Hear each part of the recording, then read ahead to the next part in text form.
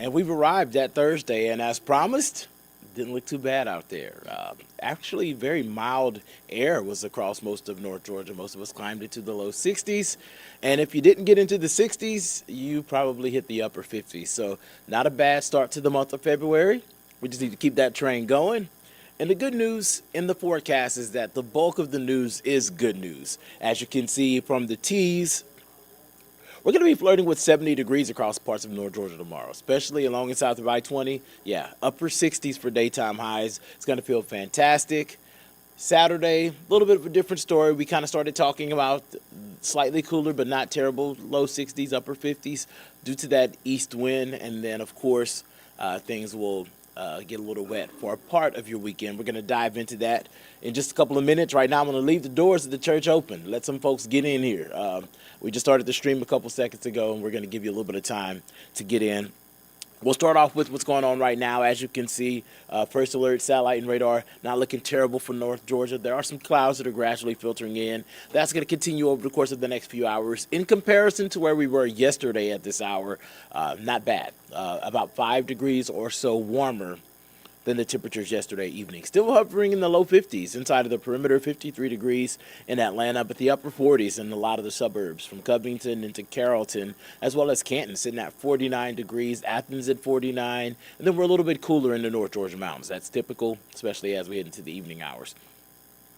Over the course of the next few hours, I do expect us to get into the lower 40s here inside of the perimeter, but it's not going to be a terrible night. We're going to fall to about 42, 41 for an overnight low. And then as we head into the day tomorrow, that golden forecast that we've been promising for so long continues to look nice. There's going to be a few more clouds around, but I still expect us to get 10 to nearly 15 degrees warmer than average. 56 is that number. And we're going to easily get into the 60s tomorrow, expecting to get into the upper 60s here in Atlanta. So golden day tomorrow. This is my trophy forecast day. This is the day to try to plan all of your outdoor activities. If you have the luxury of working from home, it's a good day to do it. Get up early, cram all of that work into your first 4 hours of the day, and then get out into the streets after lunchtime because it's going to feel fantastic tomorrow afternoon.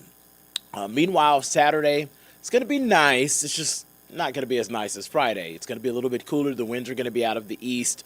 And that's going to have a net cooling impact. We expect temperatures in places like Athens and the extreme eastern part of our viewing area to only top out in the mid to upper 50s the closer that you are to the south and western border. So that's going to include the city of Atlanta, the southwest suburbs, folks that are down in Troup, Meriwether counties. You're going to have the better chance of getting into the 60s. So we'll be watching that. That also includes you out in Coweta County. So good evening to everybody that is just joining us on the stream. I can see all of you. And then, of course, good evening to everyone at home. And I actually need to pause for about 10 seconds because I just flipped the switch. So if you're at home, you are just joining us, I apologize. We've been streaming on YouTube for a couple of minutes, and we've just been talking about how fantastic it was today. And looking ahead, tomorrow's going to be even better. Upper 60s, then we trend a little bit cooler courtesy of an east breeze on Saturday. And then we've been talking about this first alert for several days now. For your Sunday, that first alert also gets extended into Monday, but I'll show you why there's a little bit of good news in the forecast. There's been a little bit of a change, so stick around with me. We'll get to that in just a minute. I'll walk you through tomorrow because you need to know why I think it's going to be so amazing. The clouds are going to break, and we'll get plenty of sunshine as we head into the afternoon tomorrow. It's going to be gorgeous. So if I'm not here tomorrow, you know where I'm at. But no, seriously, it's going to feel fantastic. So man, I may be doing that run before work tomorrow. So if you oh, you're not coming tomorrow? Savannah said she's playing hooky too, so well, I'll be here, so I'll hold the fort down. Low 40s for the morning, so it's going to be a little chilly, but you'll want to dress in layers because by lunchtime we're already flirting with 60 degrees, easily getting into the upper 60s by the time the kids get out of school. We'll still be there by the time you get off work, mid to upper 60s across most of the region. And then the numbers are going to be quite nice for tomorrow evening, so if you want to do a little bit of a happy hour after work with your coworkers, maybe go and grab a bite to eat, go to the movies, go out into the streets, ride a bike, run. It's going to feel fantastic tomorrow evening. And then as we head into your Saturday, still going to be a gorgeous day. Still going to start off mild in the low 40s for this time of year. That's a win. And we'll get easily into the upper 40s as we push into the afternoon. By 12 o'clock, 54 degrees easily here in Atlanta. Upper 50s south and west of the city. You can see how the dynamics of the day are playing out. That east wind is going to be roughly 5 to 10 miles per hour. Places like Blairsville, Lawrenceville, Athens, topping out in the mid to upper 50s. The further south and west you go, you'll see locations hit the 60-degree mark. That's because of that wedge. We mention the wedge all the time. That's going to be the dynamics that's at play that day, but it's going to be gorgeous for February. As we head into Sunday, that's where that first alert comes into place.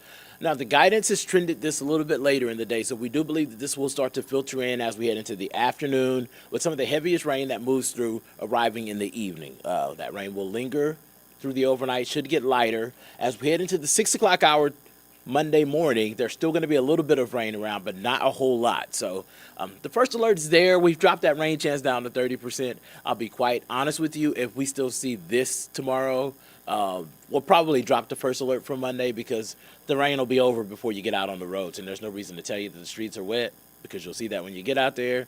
But we're going to continue to fine-tune that. For now, we'll leave the first alert there. Just know that that rain is trending to exit a little bit earlier on Monday, which means that things may trend a little bit better as far as your Monday morning commute.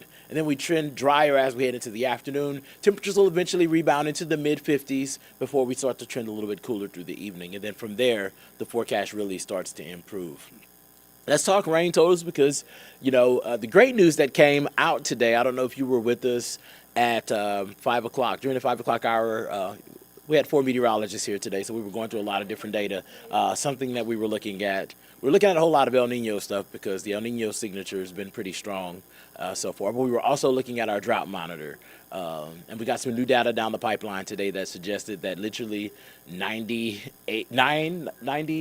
or actually it's 98.7, I believe. 98.7% of Georgia is not in a drought. There's literally just like 1%, 1.3, I believe, percent of Georgia that is in a drought. So that's a great improvement. All that rain that we picked up last month, we picked up over 6 inches. That did some good for us. So that's something that we're watching, but also this rain's not going to hurt anything. We're talking about a ½ inch to 3/4 of an inch across parts of the area, and the heaviest rain will be along and south of I-20, just based off the orientation of this system. So not a major worry for us, but, something that everybody likes to talk about.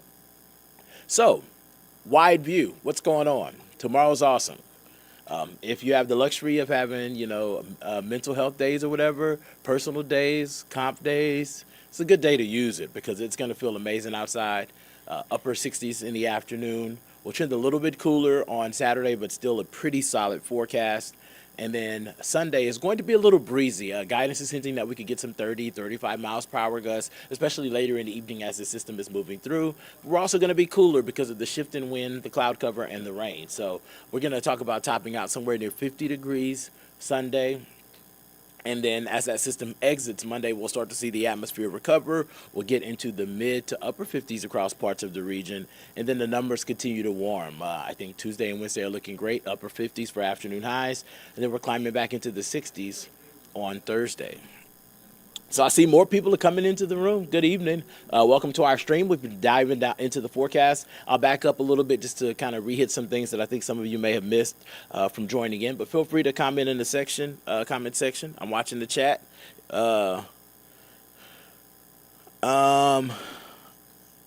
Tanya just asked about 60 gusts. No 60 gusts with this. This isn't a severe weather situation. This is Sunday evening. We could see the winds gust as high as 35 miles per hour. So it'll roughly be 25 to 35 miles per hour wind gusts Sunday evening as this system is what we're expecting here in North Georgia. So great news there. We'll continue to monitor that. If that changes, we'll let you know, but that's what we're tracking as of right now. So I'm going to take this 7-day and throw it full screen for you because I know that you like to see all the numbers. Whenever I'm not on the screen, that means the numbers are a little bit bigger, so you can kind of take in the gist of it. Overall, this is not a bad forecast for the next 7 days. And even looking ahead, Friday, Saturday, we're still trying to fine-tune some things. We'll be watching another system that could be moving in at some point the following weekend or maybe earlier on that. But for now, we have 2 days that we're looking at the potential for rain, and right now that rain chance is looking like it's going to be a late Sunday afternoon Sunday night, and then very early Monday morning situation, which means that we can see things dry out for like 80% of the day on Monday, which will be nice if we can have only one day that's really plagued by rain. So we'll continue to fine tune that. That's something we were discussing in the First Alert Weather Center, and we will give you those updates as we have them. For now, I'm going to switch back to myself just for a second and make sure that I've answered all the questions, and I did. And so I'm going to leave you all with the 7-day, and I will, invite you to come and join us tonight at 10. We're going to have some new information. There's a lot of breaking news that's happened today. I don't know if you heard the story. We had some video, but it seems as though there was a fight that happened.